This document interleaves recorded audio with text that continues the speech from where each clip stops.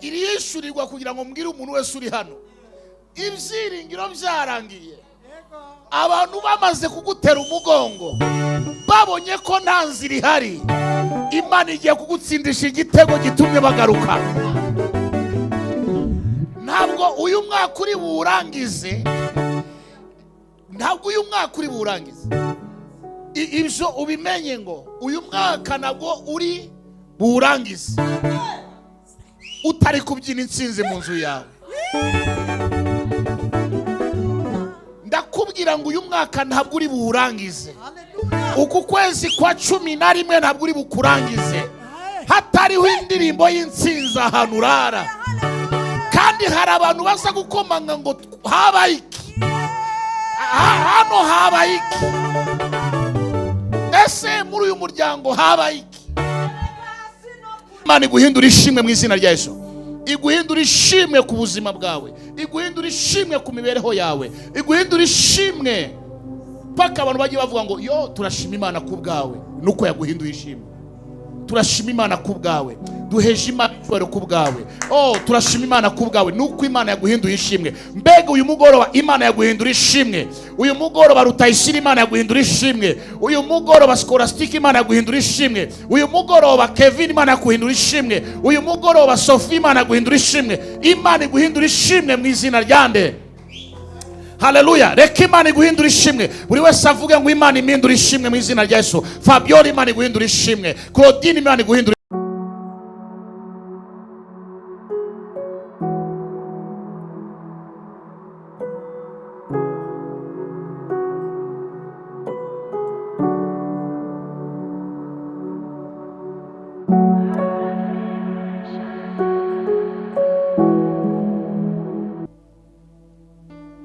Ntabwo nkwiye kujya niganyira nibaza uko ejo nzaba merewe, zajyane bukayo kwihoraho, imenye ibyo byose uko bingana, ifite umutima w'urukundo, ukwigino ngishibimwiri, icya gatatu n'icya kane, umunezero n'umubabaro byose abizanira amahoro. amba hafi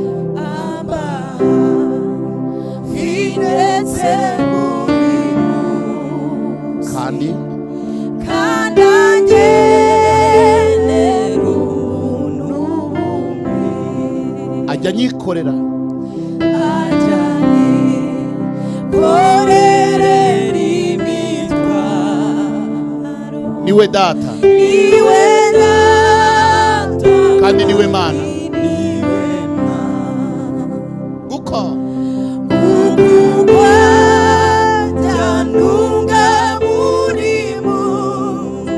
ajya ndamira muri byose,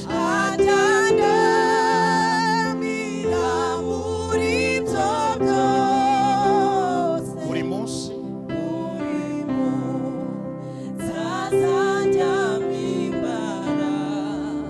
iryo ni isezerano.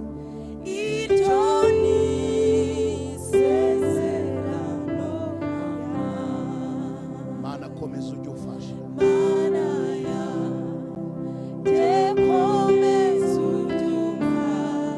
utaramire neza icyo umbwira,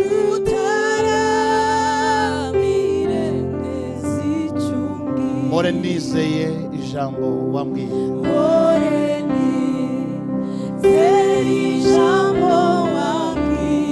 simbure kuri za mbaraga zawe,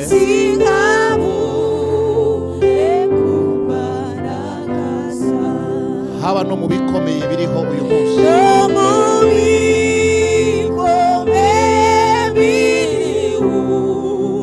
undamburire kuri ya maboko yawe,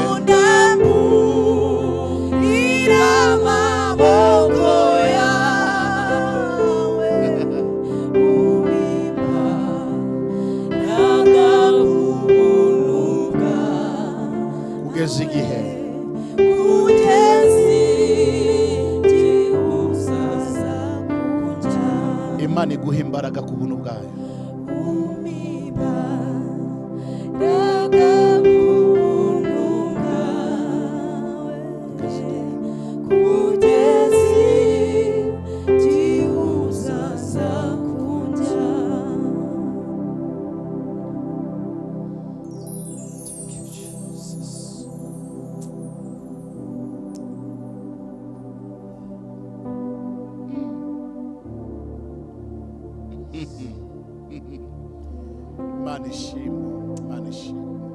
Devil is a liar. Devil is a liar. Reka nkubwire ikintu kimwe duhora kandi tunabishimira Imana ibyo. Iza kuba tujya tubaho ubuzima budahinduka butagira ishusho, ntabwo icyubahiro cy'Imana cyakagombye kuba kiri kwamamazwa hirya no hino. Indirimbo zo kuramya, guhimbaza, kubyina, kubira ibyuya, ntacyo byari kuba bimaze. Uzareka abantu babone ko ntacyo bimaze, ariko wowe Imana izerekana ko hari icyo yagize ikikora ku buzima bwawe. Kuko hari abantu hanze yacu batwereka ko ibyo dukora cyangwa se amasengesho dusenga, it's like we are wasting our time. Ariko Imana ishimwe ko Aburahamu atigeze atakaza igihe cye. Imana ishimwe ko umwana we Isaka atatakaje igihe cye. Imana ishimwe kuri Yakobo umwuzukuru we atigeze atakaza igihe cye. Imana ishimwe Kristo waje nta gihe cye yatakaje. Imana ishimwe ko Petro waretse byose nta gihe yatakaje. Imana ishimwe kubwa Paulo nta gihe cye yatakaje. Nawe nta gihe cyawe kizapfa ubusa. Nta gihe cyawe kizapfa ubusa.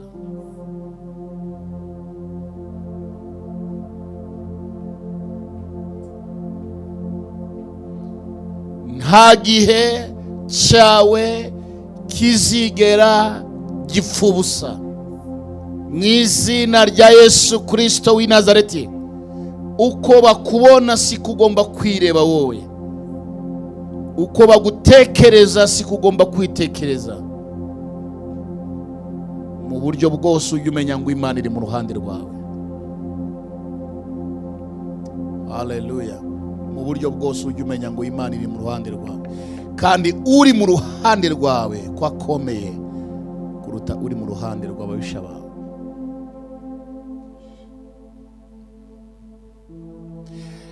Ntabwo umuririmbyi yayobewe ko imyaka igihumbi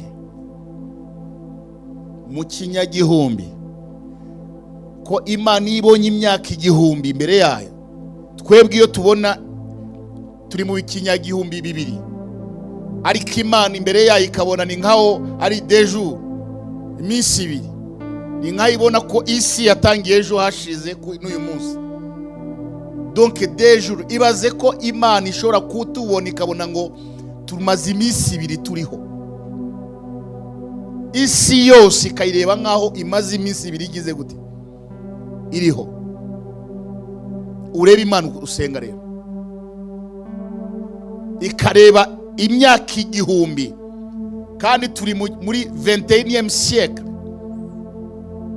ibinyagihumbi bibiri n'ikinyejana kimwe, ariko Imana ikatureba nkaho turi abejo.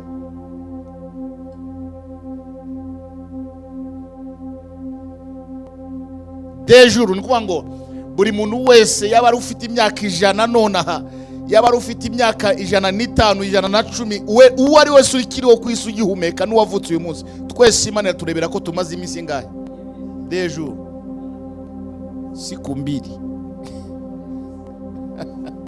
Haleluya. Haleluya. Vuga ngo iminsi ibiri. Ongera usubiremo ngo iminsi ibiri. Ongera uvuye cyane ngo iminsi ibiri. Donc niba Imana ibonye ko maze iminsi ibiri hamwe yewe nawe ikatureba turi hano nkaho tumaze 2 jours, bisobanuye ngo kuza kubwira umuntu uzi neza ko maze iminsi ibiri You have to convince him. You have to convince God. Ugomba kwemeza Imana ko muri iyo minsi ibiri hari igice cy'isaha kikubabaje.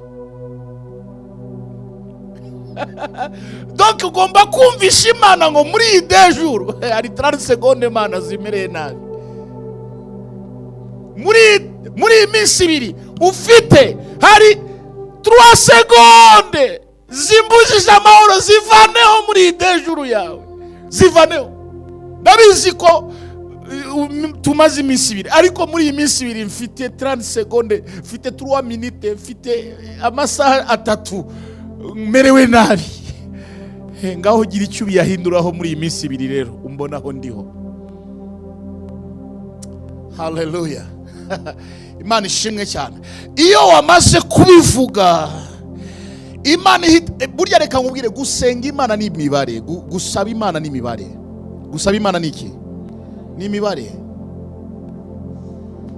Gusaba Imana ni imibare, gusenga ni imibare. Kuko hari igihe ushobora kurira ariko Imana ntime. Reka mbikwibutse. Reka mbikwibutse. Usomye kuva igice cya 14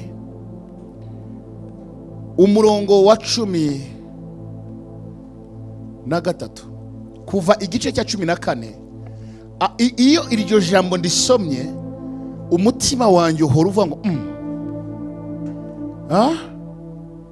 umurongo wa 13. Okay. Mose asubiza abana ati, mwitinya mwihagararire gusa mureba agakiza Uwiteka ari bubazanire uyu munsi. Kuko abanyegiputa mwabonye uyu munsi mutazongera kubabona. 14. Uwiteka ari bubarwanirire namwe mwicecekere. Amen. 15. Uwiteka abaza Mose ati, niki gitumye untakira? Okay. Uwiteka abaza Mose, donc avuye imbere y'abantu, aremesheje imitima y'abantu, agiye imbere y'Imana araturika. Avuye imbere y'abantu ababwiye ngo nimugire ubwoba, nimugire ikibazo, bose Imana irabarwanirira. Maze abateye umugongo gatoya ageze hirya araturika, arataka. Bivuga ngo iyo wamaze kumenya wowe ubusenga, iyo wamaze kumenya uko ubana n'Imana imbere y'abantu, ugomba kugaragaza maturité yawe, ubukure bwawe, ryasezerano Imana yavuganye nawe. Hanyuma watera abantu umugongo, ukagenda ukavugana n'uwavuganye nawe, ukagenda ukabwira uwavuganye nawe. Uwiteka abaza, niki gitumye untakira? Ariko ntabwo yatatse ari kumwe n'abantu, yatatse ari wenyine. Ntugatake uri kumwe n'abantu, ntugatake uri kumwe n'abavandimwe bawe, ntugatake uri kumwe n'abakozi mukorana, ntugatake uri kumwe n'umuhisi n'umugenzi. Babwire ko Yesu akora, babwire ko Yesu ari umutabazi. Maze nugera mu cyumba cyawe hahandi muri rien secret yawe n'Imana, taka, vuza induru, hamagara Imana. Bango hariya wavuze ko nkomeye, hano uje kuntakira, reka nze niyubahishe nkuko wavugaga. Niki gitumye ntakira? Babwire bakomeze urugendo. 16. Nawe umanike inkoni yawe. Ahabwa instructions. Kuko ari imbere y'iki? Y'Imana. Nawe urambure ukuboko kwawe hejuru y'inyanja uyigabanye. Uyigabanye. Ntabwo ari Uwiteka uri buyigabanye, ni we uri buyigabanye. Abisirayeli bace mu nyanja hagati nko ku butaka. Bace hagati. Ababonye igisubizo kivuye hehe? Kigendanye n'icyo yabwiye bande? Abantu bazabona igisubizo kigendanye n'icyo wababwiye, kuko aho uri imbere y'Imana urimo urahabwa ibindi batari kumva. Urahabwa amabwiriza batari kumva, batari kumenya. Ninde wavuga amen? Amen. Ariko uyu munsi reka tugende ku ijambo twagomba gusoma, Yesaya igice cya 7. Igice cya 7 umurongo wa 10 ugeze ku murongo wa 12. Hanyuma nurangiza usome na Zaburi ya 21 ku murongo waho wa 3. era kuri Yesaya igice cya 7 umurongo wa 10 ugeze kwa 12. Uwiteka yongera kubwira Ahazi ati saba Uwiteka Imana yawe ikimenyetso. Yego. Usaba iki kuzimu cyangwa icyo hejuru mu kirere. Yego. Ariko Ahazi aravuga ati ntacyo nsaba, singiye kugerageza Uwiteka. Zaburi 21 umurongo wa 3. Wamuhaye icyo umutima we ushaka, ntiwamwimye icyo iminwa ye yasabye. Amen. Wamuhaye icyo umutima we ushaka, ntiwamwimye icyo iminwa ye yasabye. Amen. Igitabo cya mbere cya Samuel igice cya 20 umurongo wa 4. First Samuel chapter 20 verse 4. Yonatani abwira Dawidi ati icyo umutima wawe ushaka cyose, yego, nzakigukorera. Icyo umutima wawe ushaka cyose nzakigukorera. Soreza aho Yobu 22 umurongo wa 28.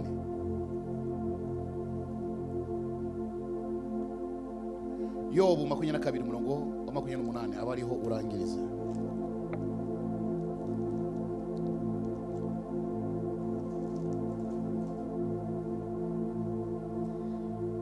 Uzagira icyo ugambirira kikubere uko ushaka, kandi umucyo uzamurikira inzira zawe. Amen. Uzagira icyo ugambirira kikubere uko ushaka, kandi umucyo uzamurikira inzira zawe. Imana idufashe mu izina rya Yesu. Amen. Hallelujah. Aha niho ugomba gutega amatwi kugira ngo wumve icyo Umwuka Wera yaguteguriye, kugira ngo ugire icyo utahana cyangwa ugire icyo ubana aho uri muri aka kanya. Mu bafite break, ndabizi neza ko amasaha yahindutse muri Canada, naho isaha yigiyeyo imbereho gatoya, yabagara amasaha 6, noneho n'amasaha 7. Kimwe ndetse no muri Europe isaha yigijwe inyuma. Ubwo ni ukuvuga ko aya masaha ni 1:47. Nta kibazo, abahari bazajya batujoininga, n'abahageze bazajya batujoininga. Izina ry'Imana rihabwa icyubahiro. Abasabyi b'Imana bose bavuge amen. Nta kindi cyatuzajya hano no gusaba Imana. Gusaba nicyo bita gusenga. Gusenga no gusaba, kandi gusaba no gusabana. Hallelujah. Gusenga no gusaba, kandi gusaba no gusabana. Usabana n'uwo wasabye, uwo wasabye agasabana nawe, kuko arabizi neza umugambi afite ku buzima bwawe. Gusenga rero nicyo kintu cya mbere cyiza kiduteranya hano buri munsi, kuko ijambo rivuga ngo musenge ubudasiba. Nubwo tuba twasibye yindi minsi yo kugira ngo turuhuke, twakagombye kuba buri munsi iminsi yose turi imbere y'Imana dusenga. Cya mbere kubanza kwibukiranya, kuko iyo dusomye ijambo ry'Imana tuba turimo kwibukiranya. Hallelujah. Iyo dusomye ijambo ry'Imana nta kindi no kugira ngo tutaza kuyoborwa n'imitekerereze yacu cyangwa se n'ikindi kintu cyose twibwira. Ariko iyo dusomye ijambo ry'Imana ni ukwibukiranya, ku bandi ndetse no kuri twebwe. Umwuka Wera akatuzanira rero conclusion ndetse n'ibindi biza gukurikiraho kuri uyu munsi wa kabiri. Topic ihari iraho ngaho, buri wese yayibonye. Muri topic dufite ni ijambo rivuga ngo, nanabihereho ndimo kubivuga, aho umuntu wese avuga ngo byarangiye. Umuntu wese yavuga ngo byagize gute, byarangiye. Iri jambo ryitwa birarangiye cyangwa se byarangiye ni ijambo rijya ritera ubwoba buri muntu. Ni ijambo ritera ubwoba buri muntu wese, naho yaba apfa kuba yitwa umuntu waremwe, nashaka be ameze gute. Ijambo ryitwa byarangiye cyangwa se birarangiye, uko byaba birangiye cyangwa se uko biba byarangiye, bifite forme zitandukanye ku buzima bw'umuntu. Kandi nta muntu n'umwe waremwe utajya ugera wumvira ijambo ryitwa ngo byarangiye cyangwa se birarangiye. Ibyarangiye ni ibiki cyangwa se birangiye ni ibiki? Icyo nicyo rero gifite ibisobanuro bitandukanye. Amen. Ibyarangiye ni ibiki cyangwa se birangiye ni ibiki? Hallelujah. Twatanze urugero rw'umukino, aho buri muntu wese aba ari abantu baruzuye, buri muntu wese uruhande rwe afite ibineza neza kubona ukuntu umukino uza kugira gute, ukuza kurangira. hariho umwanya bajya bavuga witwa wa prolongation. Umwanya wa prolongation ni minota y'inyongera, kuko iyo musanzwe mukina 90 iba yagize gute, iba yarangiye. Hakabaho noneho iyi minota yindi yitwa ya prolongation. Iminota ya prolongation rero abayikina bayikina banafite n'ubwo. Iminota y'inyongera abantu bayikina banafite iki, ubwoba. Bayikina bigengesera, bayikina bafite ubwoba kuko bazi neza ko uza gushiramo igitego aratahana iki, aratahana intsinzi. Kandi aho ngaho haba harimo ubwihebe bw'impande zombi, haba hari ubwihebe bw'iki. Kandi muri iyo minota ya prolongation hari n'abandi bagenda bavuga ngo ntaza kurwara umutima reka mbe ngiye kare, ntaza kurwara umutima reka mbe ngiye kare, bitewe n'urukundo akunda ikipe yiwe. Reka ndeke kurwara umutima, reka ndeke kumererwa nabi, reka ngende we nanze kumva amakuru nageze mu rugo, kumva amakuru ntabyo nabonye. Kuko hari abantu bagira imitima yoroshye, hari abantu bagira imitima yoroshye badashobora kurangiza umukino. Ariko hari n'abandi bifashe bakagerageza kuvuga ngo reka baze kurangiza. Ariko hari n'abandi baba bakomeye bavuga ngo byanze bikunze paka ifirimbi igize gute, ivuze nibwo nza gutaha. Ni ibyiciro bitatu by'abantu, ni ibyiciro bitatu by'iki. Hari umuntu uvuga ngo yewe sinshaka kureba uko dutahana ikimwaro mba nagiye. Undi wa kabiri avuga ngo reka nikanyakanye ndebe ko hari wenda byagenda neza. Hari undi nawe uvuga ngo twatsindwa ndahari kugeza mbonye ifirimbi ya nyuma igize gute, ivuze. Bene uwo muntu rero ni umuntu ufite kwizera gukomeye, avuga ngo no mu masegonda asigaye twashiramo igitego, kuruta wa muntu wagiye, kuruta wa muntu ufite ubwoba kandi atera umugongo ari pray yo kuvuga ngo ifirimbi itaranarangira ndaba nirutse. Ariko wa wundi uvuga ngo twatsinda ndareba uko umukino uza kurangira, ndareba uko umukino uza kugira gute kurangira. Maze wa wundi akajya kubona mu masegonda ya nyuma akabona igitego cy'umutwe kigize gute, kigiye. Avuza induru nk'umuntu utamenya. Ariko wa muntu wa kabiri we abavuga ngo bakitwishyura ariko turajya he, anezerwa ariko atagize gute, wa undi wa gatatu waba yagiye kera bayanageze ahantu bisi zirabari, we yumva amakuru gusa kuri radio ngo ibi ni biki bibaye, ngo batsinze nagiye.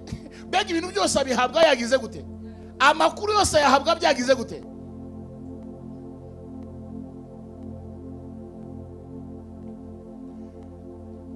Paulo abwira Timotheo, aramubwira ngo rero urabizi ko mu marushanwa habamo ibihembo, kandi ibihembo bihabwa umuntu warushanijwe uko byagize gute, uko byategetswe. Rero urabizi ko buri muntu wese aba yamaze kujya ku murongo, kandi buri muntu wese abavuga ngo ngomba kwambara ikamba, undi akavuga ngo nanjye ngomba guhabwa ibihembo. Abarushanwa barahari kandi bagomba kurushanwa uko byagize gute, uko byategetswe, uko byategetswe. Iri jambo urabizi gusenga turabivuga, ariko Imana ikavuga ngo ndareba nanjye abafite umutima koko bamaramarije kumenya ko ndi Imana isubiza, bamaramarije kumenya ko ndi Imana ikiza, bamaramarije kumenya ko ndi Imana ikora imirimo n'ibitangaza. Kuko ibitangaza nta wundi nabibikiye n'uyu nguyu. Ntabwo Imana ifite ibitangaza byo kwikorera ibitangaza ari Imana. Oya, ibyo Imana ibika n'ibyo Imana ikora nta wundi bibikira, nta wundi bikorera, ni wowe nanjye. Ububiko bw'ibitangaza nta wundi bibikira. Ndashaka kubwira buri muntu wese, nta wundi, Imana ntabwo ibika ibitangaza za gukorera marayika. Ntabyo marayika akeneye, nta gitangaza ibizima bikeneye, nta gitangaza abakuru bakeneye 24, nta gitangaza abakerubi n'abaserafi bakeneye, nta gitangaza umwami Yesu akeneye. Igitangaza uhora uvuga, uhora wigishwa, uhora ubwirwa, ni portion y'umuntu usenga Imana kuzageza igihe isi izarangirira. Imana izahora igukora surprise ubuzima bwawe bwose. Imana izahora igutangaza. Bivuga ngo twebwe turabo gutangazwa n'Imana kugeza igihe tuzavira ku isi, turabo gutangazwa n'Imana.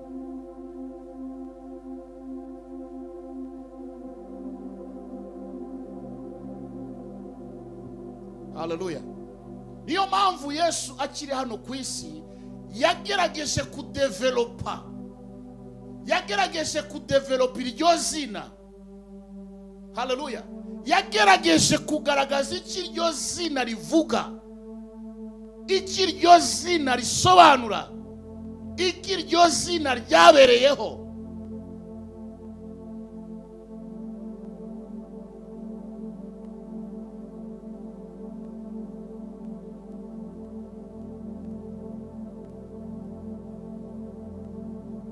Luka igice cya 7 murongo wa 12.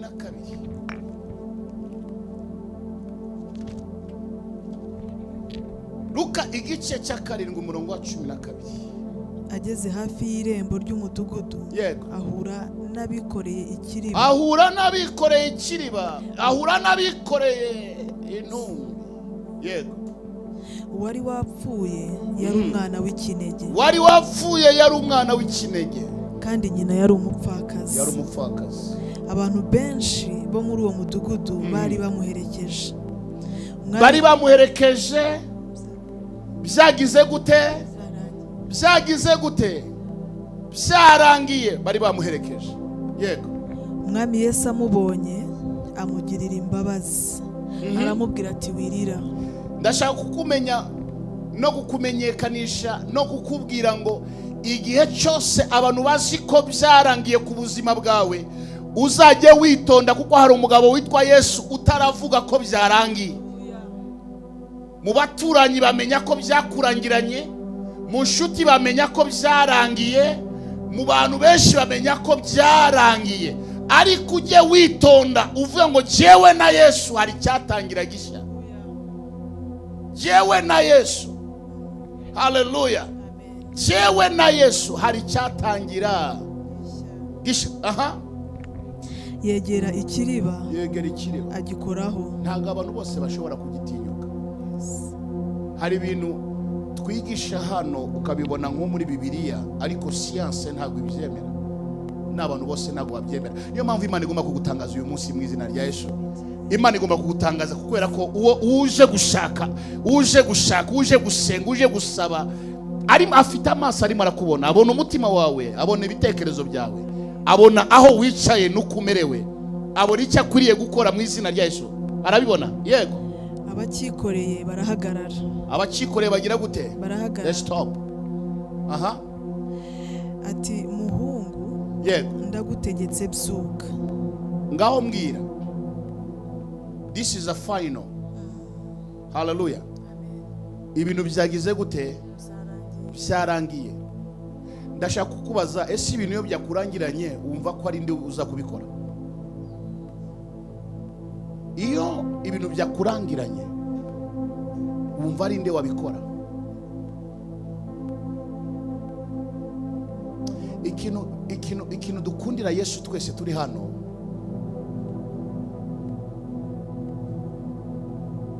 nuko hari umugabo utajya uvuga ngo ntabyo ngishoboye.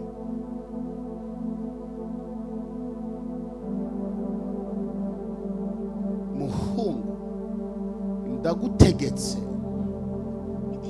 byuka. Ikintu cya mbere, nta cyifuzo uyu mubyeyi yatanze.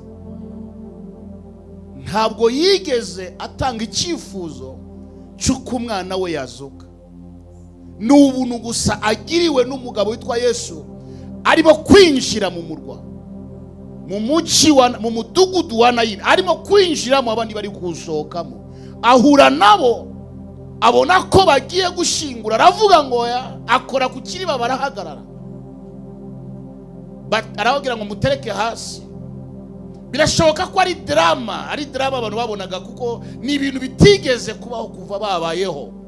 Rangiza. Warupfuye arabaduka atangira kuvuga. Warupfuye arabaduka atangira kugira gute? Atangira kuvuga. Yesu amusubiza nyina. Bigenda gute? 16. Bose baterwa n'ubwoba. Bose bagira gute? Baterwa n'ubwoba. Baterwa n'ubwoba. Bahimbaza Imana bati. Bahimbaza Imana bati. Umuhanuzi ukomeye. Umuhanuzi ukomeye abonetse muri twe. Abonetse muri twe. Kandi bati Imana igendereye ubwoko bwayo. Imana igendereye ubwoko bwayo. Reka mbaze nkubwire, turi mu gihe tudakwiye kuvuga amagambo atabonekamo ibikorwa. Atabone maki. Mugabo witwa Pastor Kayitare ni kuvugana nawe, wa mugabo utabona, arambwira ngo ntabwo insengero zitujuje ibisabwa, ngo ahubwo abakozi baba muri izo nsengero nibo batujuje ibisabwa.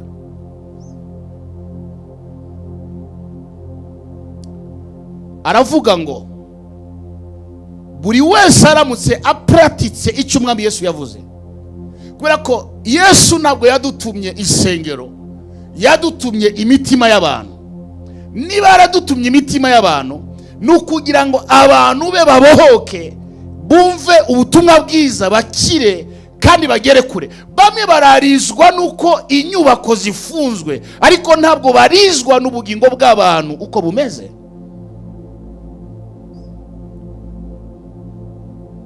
Bivuga ngo habonetse kuba well equipped abantu bose, imbaraga z'ububyutse zikaboneka.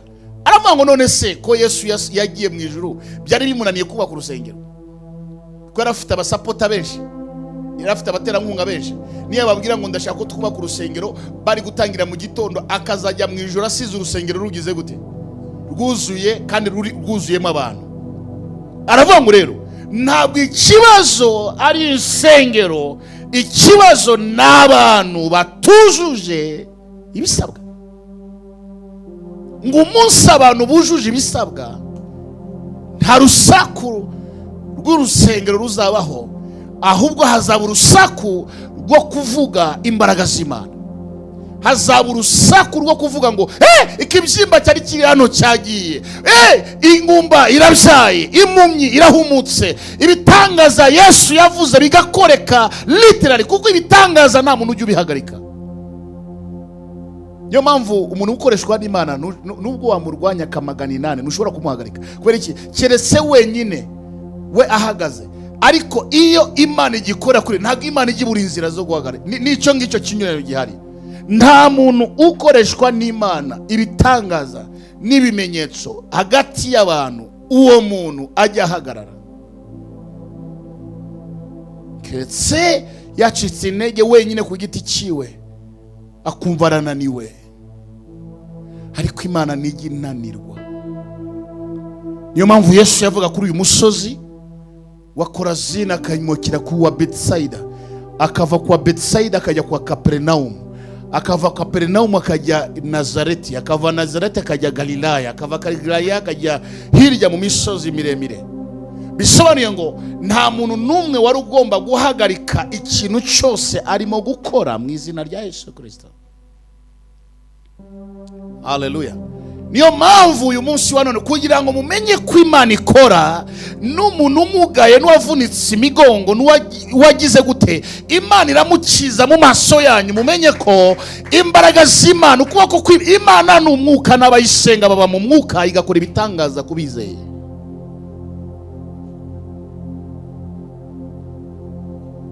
Haleluya, haleluya. Iki ni kwizera kurenze iby'amaso y'abantu agize gute abona.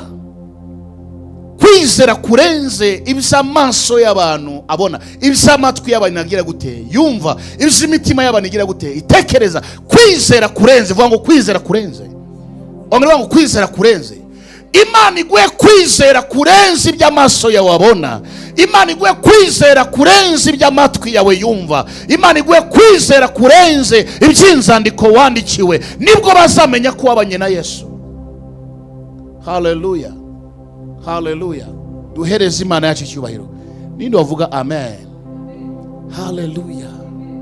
Imana ishimwe. Imana iguhe kwizera kurenze ibyo ubabarizwamo, iguhe kwizera kurenze ibyo unyuramo, kubera ko aya masaha ndumva abantu bagiye guseka, ndumva abantu bagiye kuririmba indirimbo, ndumva abantu bagiye guselebra ku munota wa nyuma. Hari umuntu Imana igiye gutabara ku munota wa nyuma, yareba imbere akabona nanzira, yareba iburyo akabona nanzira, yareba ibumoso akabona nanzira, yareba inyuma akabona nababisha bamu songa akabura uko yasubira inyuma. Ariko uwo muntu ndashaka kumuha inkuru nziza. Inkuru nziza ni iyi ngiyi ikugezeho, nuko Imana igiye guhanagura amarira yawe. Imana ibwira uyu mugabo witwa Ahazi ngo nsaba ikimenyetso cyose ushaka nkiguhe. Saba ikimenyetso cyose ushaka nkiguhe. Nawe wasaba ikimenyetso cy'ijuru, nawe wasaba ikimenyetso cy'ikuzimu, nawe wasaba ikimenyetso, ndakiguha. Wenyine agira ubwoba bwo kugira icyo asaba, wenyine agira ubwoba, wenyine agira ubwoba. Burya hari abantu bagira ubwoba bwo gusaba, ngo ndeke gukabya ngo ibisina bivuga, ndeke gukabya ngo ubungubu. Hari n'abantu bakubwira ngo wikabya nawe, saba ibyo ubona ushoboye. Bega imbere y'Imana ni wikabya, wagira ngo Imana iba mu bitekerezo byawe cyangwa se iba mu rugo rwawe.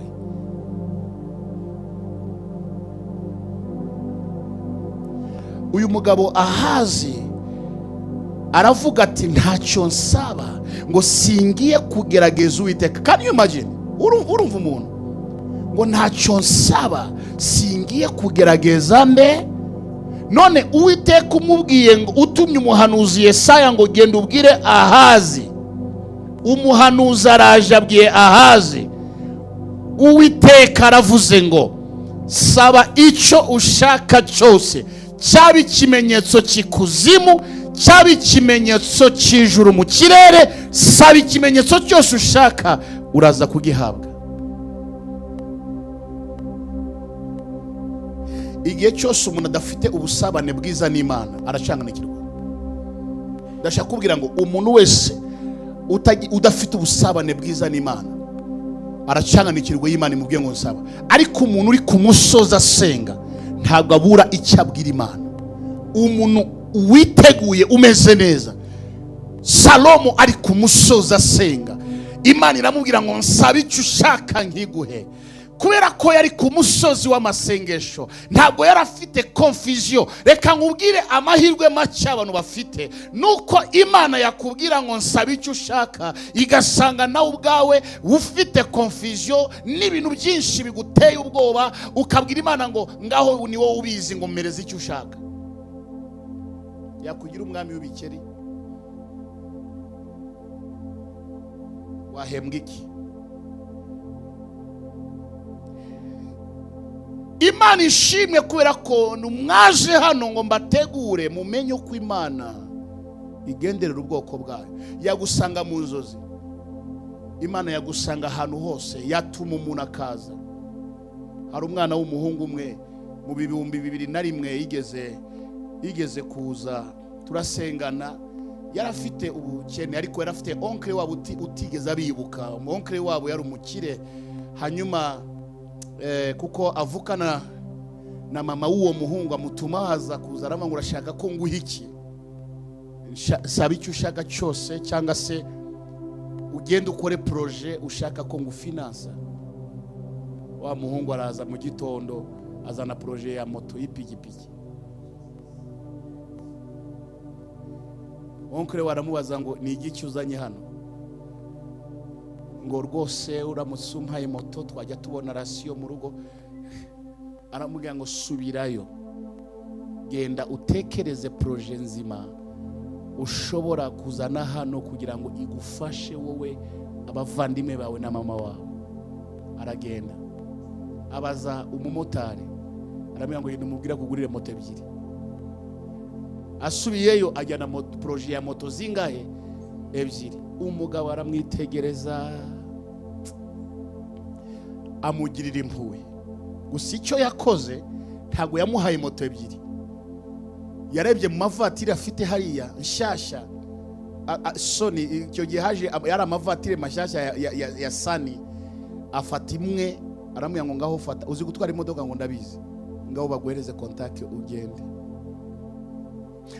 Urumva agerageza no kumuha icyo atagize gute, agerageza kumuha ibyo bega niho kuvuga ngo ntagaragara mu maso y'abantu ngo naraguhaye moto ebyiri, wenda bazavuye kuba sinaguhaye imodoka.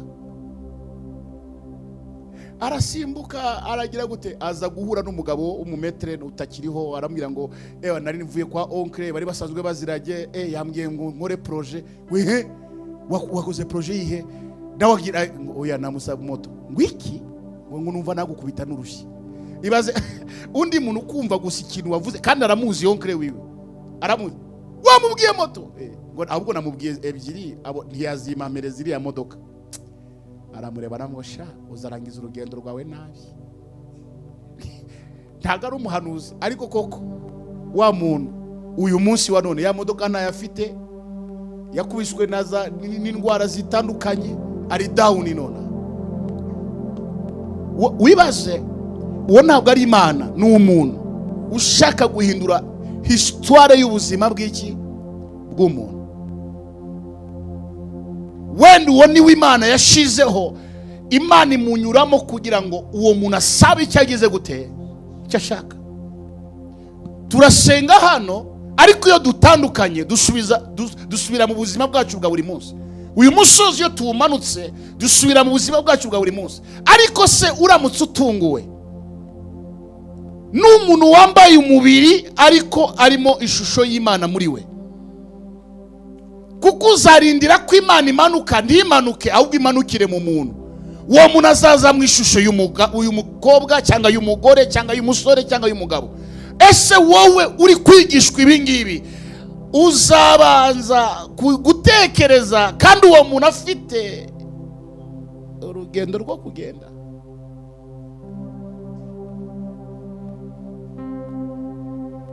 Nayoboye umuvugabutumwa mu rusengero, aza guhura n'umuzungu w'umudage. Aramubwira rero, mbonye uri umuhanga, uzi gushushanya ibintu byinshi bitandukanye, imihanda n'ibiki, nsaba ikintu ushaka nkigukorere, cyangwa se ukore projet wimpereze ni finance ya nyuma ngende. Aramubwira ngo yego nzayiguha. Amara iminsi 3 4, aramutelefona nturayirangiza, ngo ntabwo ndayirangiza, ngo ndacyabaririza. Aramubwira ngo rero nzafata indege ejo. Aramubwira ngo basimpereza email yawe nzabikohereza. Wa muntu yageze mu Budage arapfa. Yageze mu Budage agira gute? Uyu nkubwiye yaje kundeba, arambwira ngo sinzi ko nzagira amahirwe mu buzima. None suza yagira gute? Kandi mukazi imbere y'urusengero, mana namajwi menshi, mana namajwi menshi. Imana ikazana umuntu ku buzima bwawe ngo umubwire, Imana yambaye umubiri aje kukubera igisubizo. Aje kubera iki? Utazasaba imbwinja n'indagara. Ugasanga ubuzima bwawe ubaye ubwinja Imana igutabara. Ahazi Imana iramubwira ngo saba icyo ushaka, maze asubiza Imana ngo ya ntacyo ndi busabe, ngo ntaza kugerageza Imana. Imana se yakubwiye ko kuyisaba uyigerageje? kandi ariyo yatumye ngo usabe icyo ushaka ikigukorere.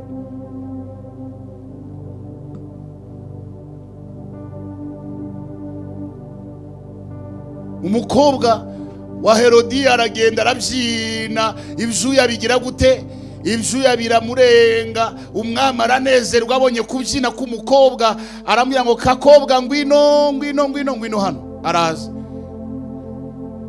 wabyinnye neza, twanezerewe, mbwira icyo ushaka nonaha nkiguhe. Umukobwa aravuga ngo excuse me, amahirwe yanjye ari kwa mama. Ari kwa mama. Reka njye kubaza mama ngo ngaho genda. Agenda gusanga mama ku ihema aho yicaye, ngo mama, umwami arambwiye ngo musabe icyo nshaka cyose. Genda umubwira gushire igihanga cya Yohana kumbe. Izi zose ni reference bitari byaba abantu ndi kuvuga, no muri Bibiliya barimo. Aragenda, mama arambwiye ngo umereze igihanga cya Yohana kumbehe. Muko, wabuze ikindi kintu usaba? Wabuze ikindi kintu usaba? Oya, icyo nicyo shaka. Nicyo ushaka. Umwami arareba umukobwa, ariko kuko umwami iyo yavugaga ikintu imbere y'abantu ntabwo yagombaga kwivuguruza. Haraho ngaho nimugende muzane igihanga cya Yohana kumbehe. Baragenda no muri prison bakata umutwe wa Yohana bawushira kumbehe, barazana n'imbere y'umwami ngo dore ngiki, ngo muhereze uyu mukobwa ashaka igihanga. Bafata igihanga bagihereza umukobwa, umukobwa nawe afata igihanga agihereza nyina. Golden,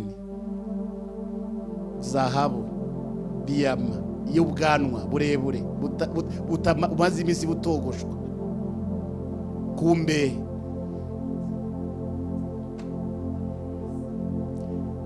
Imbere y'umwami umuntu agasaba igihanga cya Yohana, yakubwiye ngo nsaba icyo ushaka nkiguhe. Ariko Bibiliya itwereka undi mudamu w'umunyabwenge witwa Esteri. Haleluya! Umwami arambwiye ngo naho wasaba umugabane mu gihugu ndawuguha. Umwami kaza aramwira pe, ibyo ndabyemeye cyane, ariko reka umingera gusa, mereza inkera. Mereza inkera, ibindi ndabizi ko ngutonyeho. Haleluya! Mereza inkera, mereza inkera. Hari abandi bantu basenga ariko bari kumwe n'Imana, bavuga ngo Mana, aya mahirwe ninyabona sindi buyafusha ubusa. Aya mahirwe ninyabona sindi buyafusha ubusa. Mwene data, nimugaherwe ubuntu bw'Imana kufusha ubusa. Himu de l'estando glaye peregrebo stango tande laidre glaye. Himu kaherwe ubuntu bw'Imana kufusha ubusa. Uyu mwanya uratandukanwa nanje, ariko sinzi marayika aratuma nde. Uyu mwanya urava muri aya masengesho, ariko ejo sinzi marayika aratuma nde. Ntabwo nzuza kukugenderera uwo ari we. Saba Imana ubwenge ngo Mana, icyama nkahora mfite ubwenge bwawe, cyama nkahora mfite kumenya kwawe, cyama nkahora niteguye, kuko ntazi uza kungendera uwo ari we. Marayika agenderera umudamu wa Manowa, aramubwira ngo humva, uyu munsi nagutumweho ngo yego mutware, ugiye kubyara umwana w'umuhungu. Mutware nivyo ngo none se ku mugabo wanjye tutari kumwe wanyemereye kabisa ko mbigusabye ukabimbwira n'umugabo wanjye turi kumwe. Hari abantu bazi neza kumva igihe cyawe iyo kigeze, ayo mahirwe batayapfusha ubusa. Marayika aramubwira ngo ibyo usabye ndabikwemerera. Maze aza kubabonekera ari kumwe na Manowa, avuga ngo ngaho mugiye kubyara. Arabisubiramo. Manowa aramubwira ngo mutware, none ibyo bintu uvuze nibisohora, nidushaka kukugorera tuzakuvana he? Haleluya! Ibyo bintu tubwiye nibisohora uzi impamvu n'abantu Imana yibakoreye ibitangaza ntibanagire n'ingororano batanga cyangwa ntibanagire n'urwibutso, nuko bazi neza ko ari for granted. Niyo mpamvu nabyo biguruka for granted, ntibirama. Imana ibikora gusa ngo ikwereke ko ari Imana, ariko nabyo ntibizarama kuko ntacyo wabikozeho. Imana ibikora ngo ikwereke ko ari Imana, ariko nabyo ntibizarama kubera ko ntacyo wabikozeho, na any sacrifice yawe wabikozeho. Niyo mpamvu usanga buri muntu wese avuga ngo hari icyo utigeze wubahiriza ngo umenye ko icy'Imana ari icy'Imana. Haleluya, haleluya.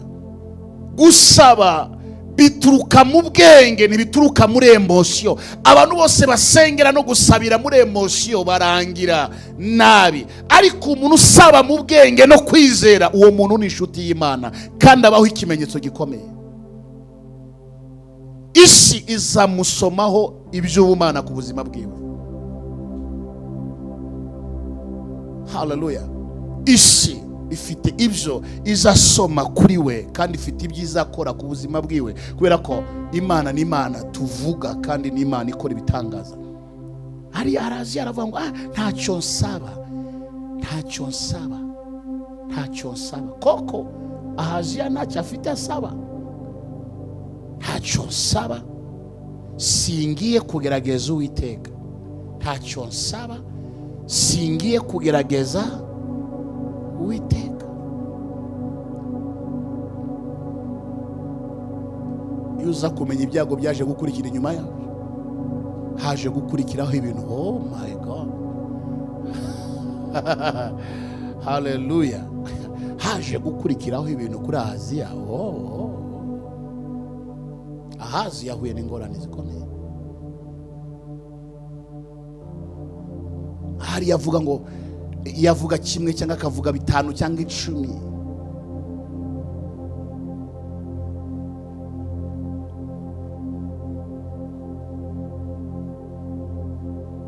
Second Kings 13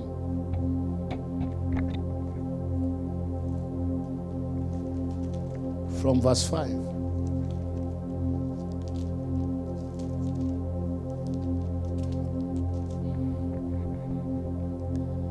Uwiteka aha Abisirayeli umukiza. Yego. Bavanwa mu buretwa bw'Abasiriya. Abisirayeli bahera ko basubira mu mahema yabo uko bari basanzwe. 6. Ariko ntibareka ibyaha by'inzu ya Yerobowamu. Ntibareka ibibi by'inzu yande ya Yerobowamu. 11. Ariko akora ibyangwa n'Uwiteka, ntiyareka ibyaha bya Yerobowamu mwene Nebati woheje Abisirayeli ngo bacumure, ahubwo abigenderamo. Ahubwo agira gute? Abigenderamo.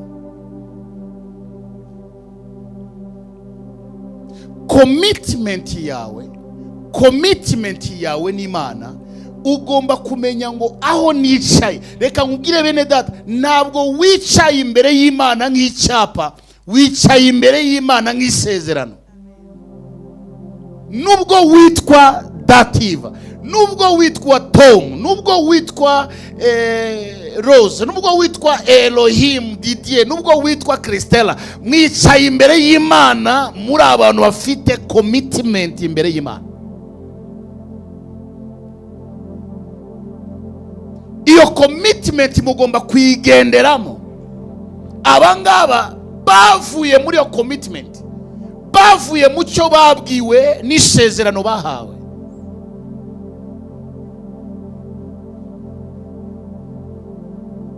Bavuye muri iyo commitment. Kuva muri commitment cyangwa kuva mu isezerano ntabwo ari Imana ibabaye, ni wowe uzababara.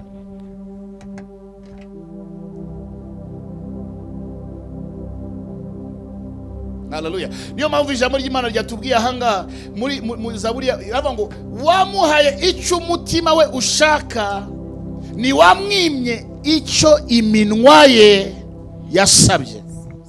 Wamuhaye icyo umutima ushaka, ntiwamwimye icyo iminwa ye yagize gute? Burya reka nkubwire, icyo ushaka mu mutima wawe kirahari, kandi akanwa kawe ntigahweme kuvuga icyo ushaka, icyo usaba. Akanwa kagomba kuvuga Mana ikinda gisaba. Burya hari abakristo benshi batavuga, bavuga ngo nasengeye mu mutima. It's very wrong, very wrong, very wrong. Na Bibiliya tugira ngo Mose yatakiye Imana. Mose yatakiye iki? Yatakiye Imana ari Mose wavuganaga n'Imana literally, ariko akagira hana gataka kavuga, Mana mbigire gute ko mbona bikomeye, mbigire gute? Kuvuga ofete ni tangazo, ni nkaho ari proclamation. Ugomba kuvuga icyo ushaka ko Imana igukorera, ugomba kuvuga ikibabaje umutima wawe, ugomba guhaguruka ukavuga icyo iminwa yawe igize gute, isabye. Tugaceceke. Haleluya. Tukagire gute, tugaceceke. Igwe icyo umutima wawe ushaka, niko ijambo ry'Imana rivuga. Igwe icyo umutima wawe ugize gute, ushaka. Zaburi ya 20. Igwe icyo umutima wawe ushaka, ku murongo wa 6. Igwe icyo umutima wawe ugize gute, ushaka. Haleluya. Imana igwe icyo umutima wawe ugize gute, ushaka. Akanwa kawe kavuge icyo usaba, ariko umutima uhabwe icyo ushaka. Akanwa kavuge icyo gasaba, akanwa karasaba, umutima ugashaka. Icyo umutima ushatse, akanwa karagisaba. Haleluya. Umutima wawe hari icyo ushatse, hari icyo wahisemo. Akanwa kawe rero kavuge gasaba.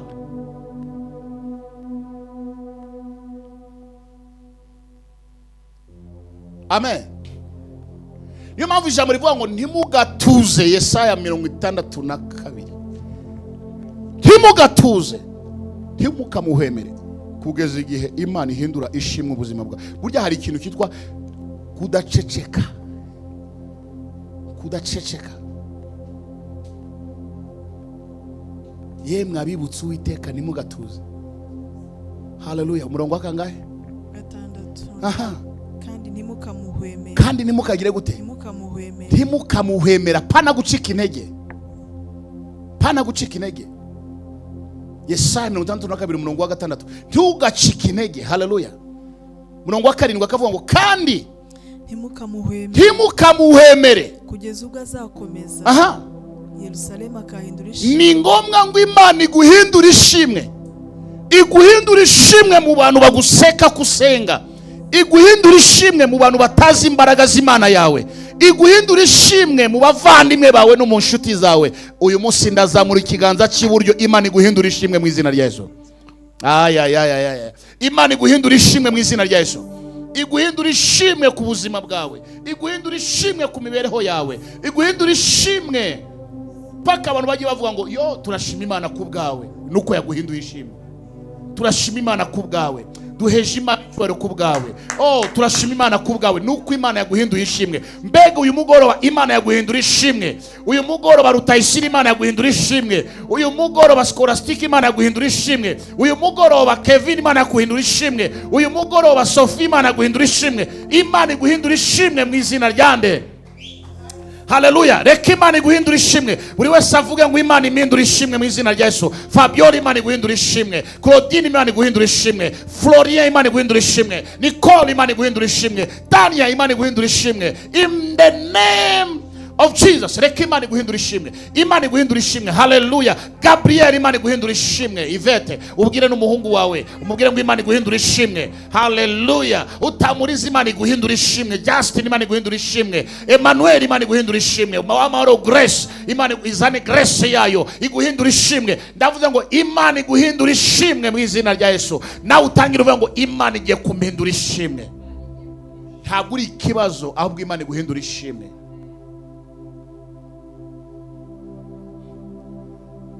Imana iguhindura ishimwe. Haleluya. Niyo mpamvu twasomye Yobu 22:28. Uzagira icyo ugambirira kikubere uko ushaka, kandi umucyo wawe uzamurikira inzira.